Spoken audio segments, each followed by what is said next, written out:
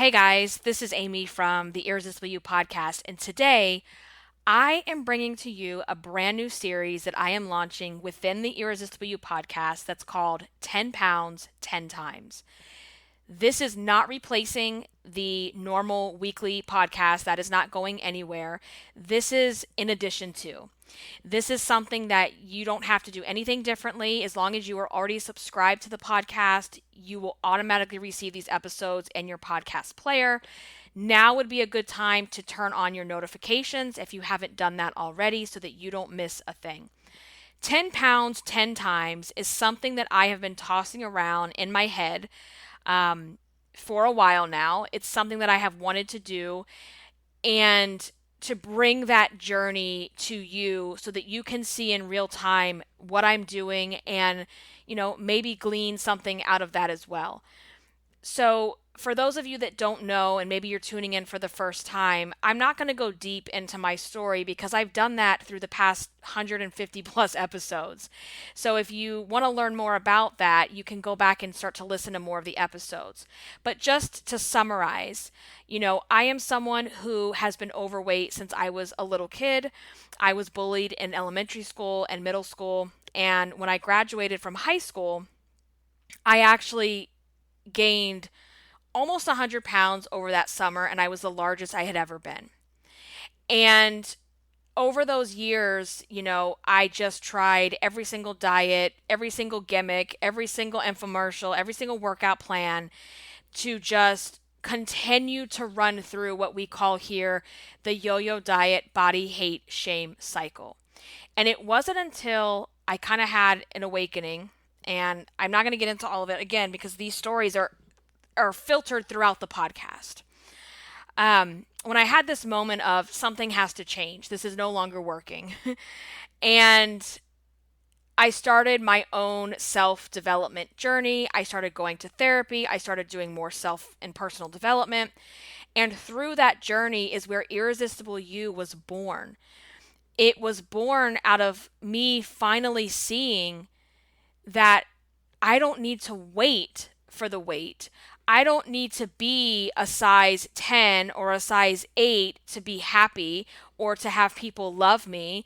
I don't need to put my happiness and my dreams on hold until I'm skinny, okay? I realized that I could do anything I wanted to do and I could live my best life no matter the body I was in. And whether or not I wanted to lose weight, it didn't matter. But I wasn't going to let myself wait for the weight any longer. And when I started that and I put the components together that now make up the Irresistible You framework, I actually started to keep the weight off. The weight would come off and it wouldn't come back on like it had in the past. And I was really doing fantastic, and it was just like nothing felt like work. Nothing felt like it did when I was on those disgusting diets. And, girl, I was eating cake. I was eating the things I love. I was, also fueling my body with things I had never done before. Like, I didn't even eat bananas and drink water religiously till I was a grown-ass adult. I mean, really. And it was just this beautiful journey. And, I had my daughter in 2016, and, obviously with pregnancy, you gain weight. And with that pregnancy, I think I gained damn near 70 pounds. Yep. I did. And I got those 60 pounds off. I got 60 of those pounds off after she was born, over time without breaking my back, without suffering, without hustling, without feeling like I was being deprived of everything, because I was just living my irresistible life. I was implementing and living by the guiding principles of Irresistible You. And that is what I wholeheartedly believe in. And then in 2020, 4 years later, after I had my daughter, I got pregnant with my son. And girl, I gained damn near 70 pounds again. And I just realized that when I'm pregnant, girl, I get pregnant, okay? I just do. And it is what it is. And, again, I cannot get into all of these stories because there's too much to go over here, and I don't want to keep this episode long. Please go back and listen to prior episodes. But after Javi was born, for those of you that have been rocking out with me, you know that I had some life-threatening complications that put me back in the hospital days after he was born. And 2021 was the most, here I go. Oh my God, here I go. 2021 was the most challenging year of my life. Between everything that was going on with COVID, between having a newborn, which is beautiful, but girl, it's a lot of work and it's exhausting and you're sleep deprived. Between also having these complications that I dealt with Javi, and then as things started to feel like they were getting back on track, it was like, nope, girl, we're not done with you. So June came, and my daughter, who was 4 at the time, was diagnosed with type 1 diabetes. And when I tell you that shook the foundation that I stand on, I mean, it shook it. And it changed me. I can't deny that. It fundamentally changed me. I find myself different when I'm in social situations and when I'm out.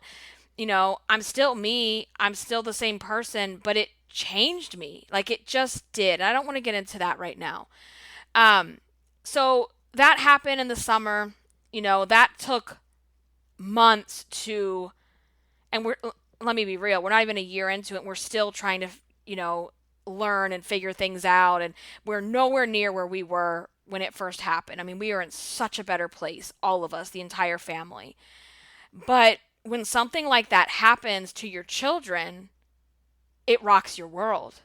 Everything stops. Everything stops. I always say that if my kids are okay, I'm good. If my kids are not okay, I'm not good.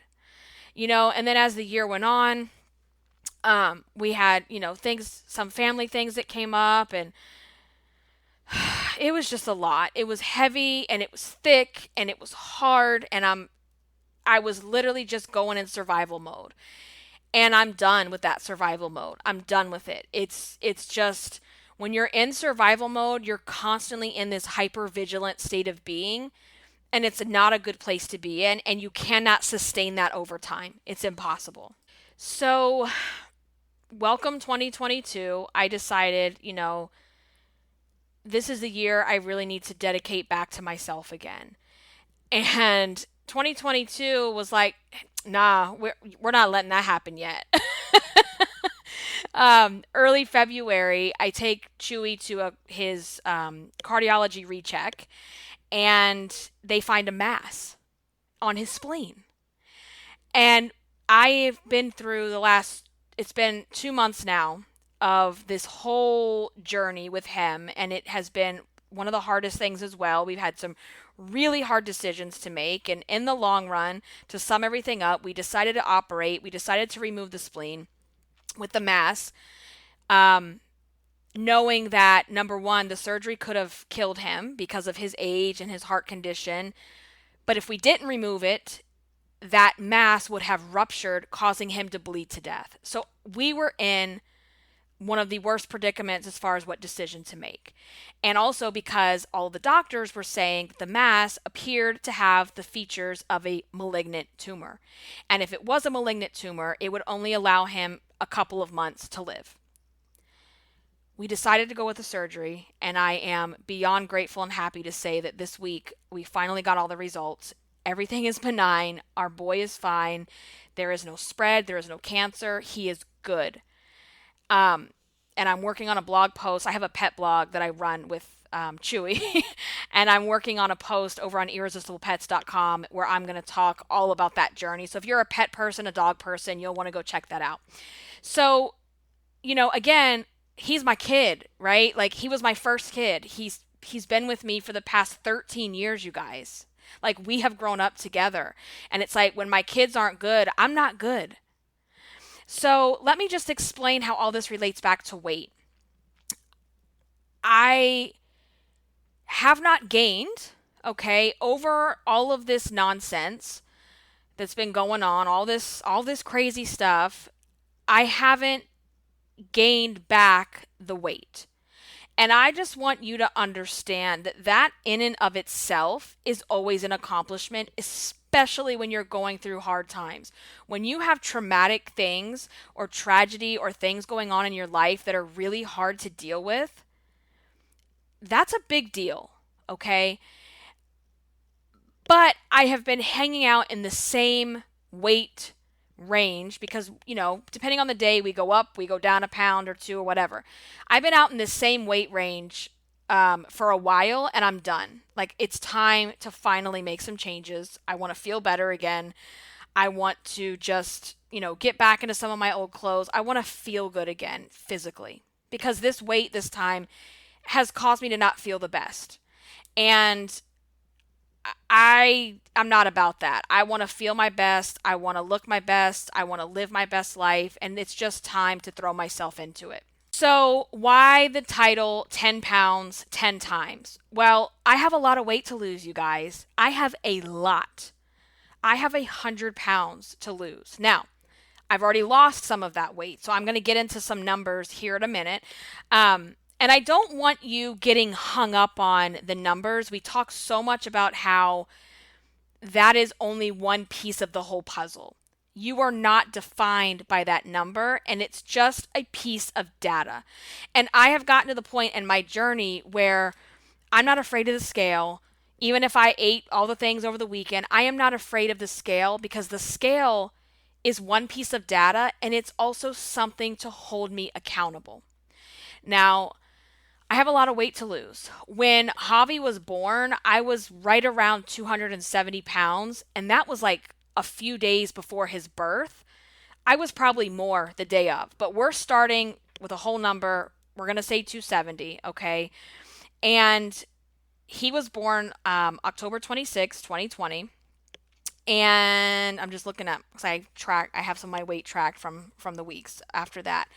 So about a month after he was born, I was down to 254. So from 270 to 254. And then this is now the holiday season. Through the holidays, let's get where we're going here. I pretty much stayed in that range. I wasn't really wasn't going up or down. I mean, it really was just this maintaining. And I mean, through the beginning of 2021, I was still recovering from, number one, the C-section and the birth, and number two, the complications that I had.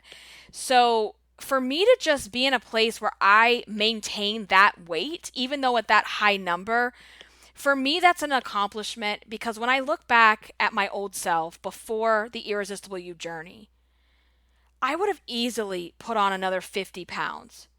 Depression, anxiety, emotion, just not knowing how to deal with the heaviness of what was going on. Okay. And I'm looking at my tracker here, and I didn't track again until June. June 14th, I was 251. Okay. And it was June 25th that we got Catalina's diagnosis. And I remember the first couple days or weeks of her diagnosis, I wasn't even eating. And I'm an emotional eater. I was so distraught and so overwhelmed and so stressed that my husband and I both, we weren't even eating till 10 o'clock at night. And I would get food and I couldn't even finish it. I was like, whoa, who is this? Who are you? This is so unusual, right? So, I was 251 in June, and I'm looking here at my tracker because there's a lot of weeks I must have skipped. I don't know what was going on. Beginning of July, I was down to 241. Okay, so I was in the 240s, and then we stayed in the 240s until October, and it was right around October that I dropped finally down into the 230s, 238 to be exact. Okay. So what I want you to focus on here is that even if one week the scale went up a pound or a pound and a half or whatever, the trend from January or that October 2020 until a year later, the scale was down. So when we look at October 2020 and I'm 270, right? We look at October 2021, hello Disney trip, had a blast. We're down to 238. So we are down. We are down almost about 30 pounds, right? Give or take. So that's an accomplishment, especially given everything that the universe threw on my plate last year. I mean, and there's things that happened that I can't even get into. Like, there was so much. And the thing is, and that's part of Irresistible You, is learning how to navigate and sit in your emotions so that you don't always turn to food to solve the problem. Because food will not solve the problem. Food would not solve me trying to learn how to manage type 1. Food would not solve my C-section incision that busted open and was still having to be packed every single night until February. It wouldn't solve any of those things. It wouldn't solve people getting sick. It wouldn't solve any type of problem. It's a temporary, oh, it feels good in the moment, and then now what, right? So me going through what I've been through in my journey, I feel like I've gotten really good at that, and I can get even better as well. So, here I am. Let me just scroll through. Let's see here. So the thing is, right, this is where I'm kind of like, all right, we've got to make some changes because while I'm proud of the fact that we haven't gone back up the scale, it's time to move. It's time to move forward, and it's time to actually start like making some progress again. So between then October 2021 and it is now April, I am down to 237. So I have stayed at 238. I'm now down to 237 as of this recording, February the 6th. Oh my God, girl. April 6th, 2022. I am at 237.6. Okay. Now, in those weeks, I might have gone up a pound and a half, down a pound, but we've been bouncing in this range for 6 months. So for 6 months, and here's the thing, guys, this is why it's important to weigh in once a week.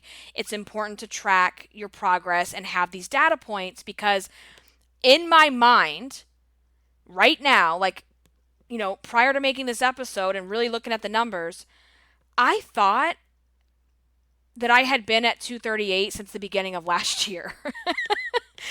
And I didn't realize that, no, you were actually moving down the scale. You were moving down the scale, even as you were going through, this whole novella of a life that you had going on. So sometimes we remember things differently than the facts. So even if it's hard for you right now to get on that scale, you need to get your ass on the scale. And there's even episodes around that where it's like, every time you get on the scale, it is an opportunity to think differently. It is an opportunity to change the inner fat bitch conversation every single time. So anyway, as of this recording, we're at 237. And the reason we're going with 10 pounds 10 times is I have a lot of weight to lose. And if I think about 100 pounds, I want to pass out in the fetal position and rock back and forth and run away. It's it just feels like a lot because it is. 100 pounds is a shit ton of weight to lose. It is no small feat. And so what I'm doing is I am looking at I call them decades. So the 240s, the 250s, the 260s, the 270s, right? I call them decades. And I am focused right now on losing 10 pounds to get out of that decade. And if you take your large, scary, overwhelming goals and you break them down and you go, all I have to do is lose 10 pounds 10 different times. That feels doable. That feels achievable. And it doesn't feel scary to me. And so as I'm looking at this, I'm like, all right, we're out of the 270s, we're out of the 260s, we're out of the 250s, we're out of the 240s. We are currently in the middle of the journey. We are currently in the middle. So I let me talk about weight loss goals for in just a second. So right now we're in the 230s. Okay. I am setting my next goal to be in the 220s. And then we'll set our next goal from there. And our first not our first goal, because each decade is a goal, but like my next big goal, I guess, if you will, is to just get my ass back in Wonderland. And I'm looking at this and approaching this, as I always tell you guys, as this is the last time. And as you can see, I never went back to the 270s. I never went back to the 260s, the 250s. Maybe we hopped over the 240s for a hot minute, here and there. But now I call it the safe zone, where it's like I'm at 237. So even if I feel a little bit bloated, or I, have some sodium, or I overeat a little bit, like I'm probably not going to jump back in the 240s. And it feels so good to tell yourself, I will never see that number again.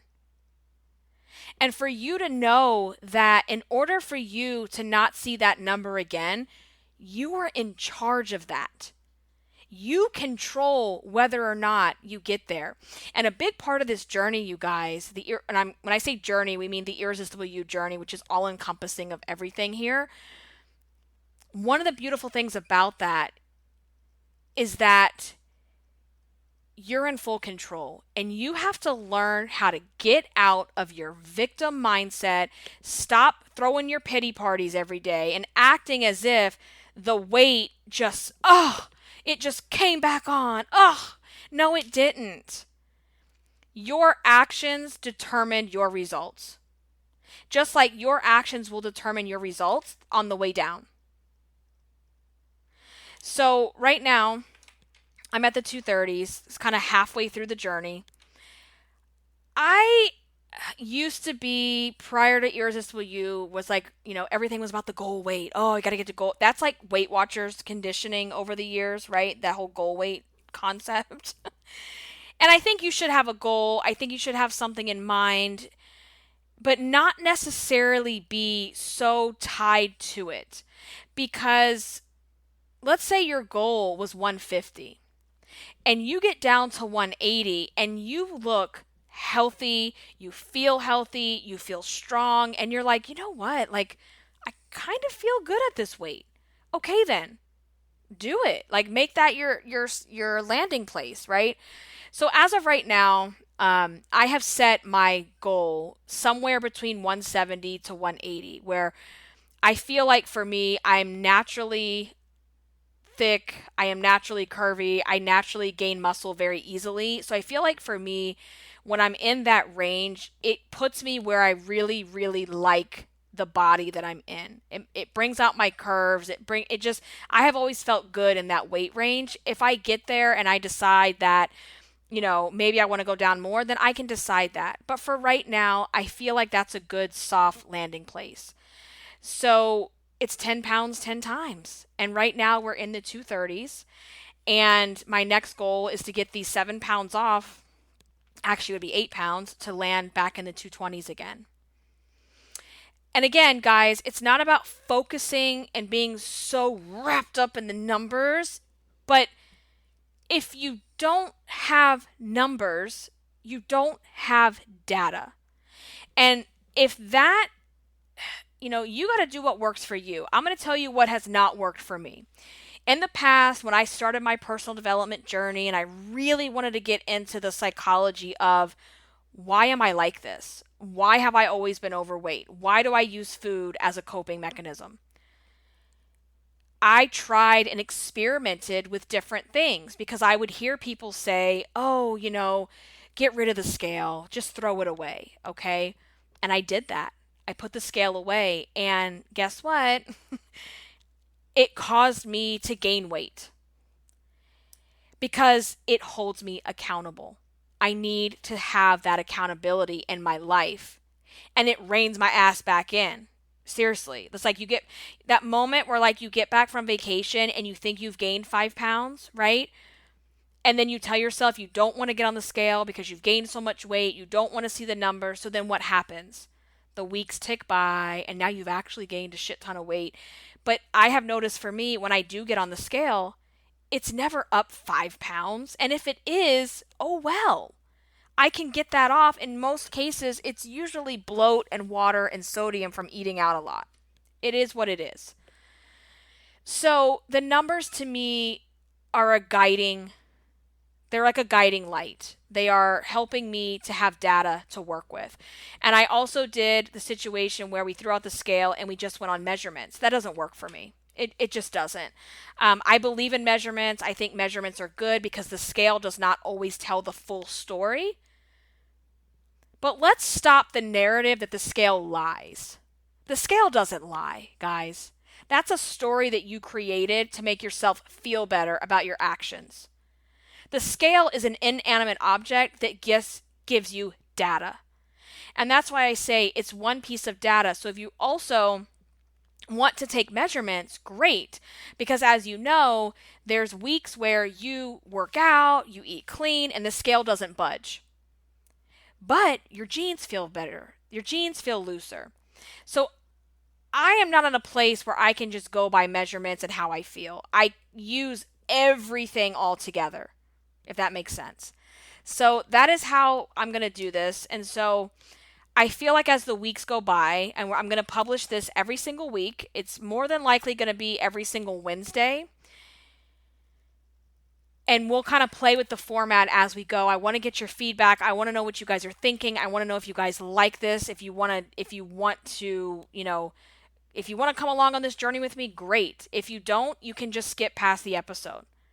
It's not going to change anything on our main episode. This is just a series within Irresistible You. So what I'm hoping to do each week is come on here, and I don't know that they're going to be this long every single time because I feel like being the intro episode, I'm talking a lot more than I probably would on a weekly basis. Because you get your big meaty episodes on Mondays and Wednesdays. I feel like this is probably going to be a shorter episode, but we'll just see. We'll see how that goes. But my goal would be to get on here and share with you my way in, share with you my data, where I'm at, and what went well and what could have been better in that week. And when I talk about this, it's not going to just be, well, I should have ate this, or I shouldn't have had this, or it's going to be about all the things. Mood, emotions, mindset, weight, food, because weight loss is a combination of all of those things. And where everybody has gotten it wrong is thinking that it's just about diet and exercise and that everything else going on in your life is irrelevant. And that's not true. It's not true. So that's the plan here. You guys are going to hold me accountable too. Like, listen, this is also a way for me to publicly state that I am in it to win it. I am ready to be in active weight loss mode again, not just maintain. Let's not say not just. I'm ready to get out of maintaining and I'm ready to get into active weight loss again. And, yeah, so let me know what you guys think. Let me know what questions you have. Let me know what you want to see on this episode, on this series. You can share that with me a couple of ways. Number one, how to get in touch with me. We have a free Irresistible You Podcast Facebook group. So go over to Facebook, type in Irresistible You Podcast. It should pop up under groups. If you're not able to find it, there's always a link in the show notes. Number two, Instagram. I am at Irresistible Icing. I do share things around the podcast and things like that, but I also give more of a personal behind the scenes of my life. So I plan on sharing more of my meals, my workouts, what we're doing to get outdoors, and just, some things that might help you along in your journey as well. So you can always message me or DM me on Instagram at Irresistible Icing. You can email me. I have to be real. Email's probably like, I'm not going to be as quick to respond to that, but you can always shoot me an email, Aimee at irresistibleicing.com. It's Aimee with 2 E's. Instagram and Facebook, guys. That's where you need to find me. That's it. So I'm going to post this inside of our Facebook group and have a thread going. So if you want to share questions or ideas or things that you want to see, let me know. I'm going to wrap this up. Again, this episode or this series is called 10 Pounds 10 Times. And this is my weight loss journey, and I hope you come along with me. All right, guys, I'll catch you in the next one. Until then, stay irresistible. Bye.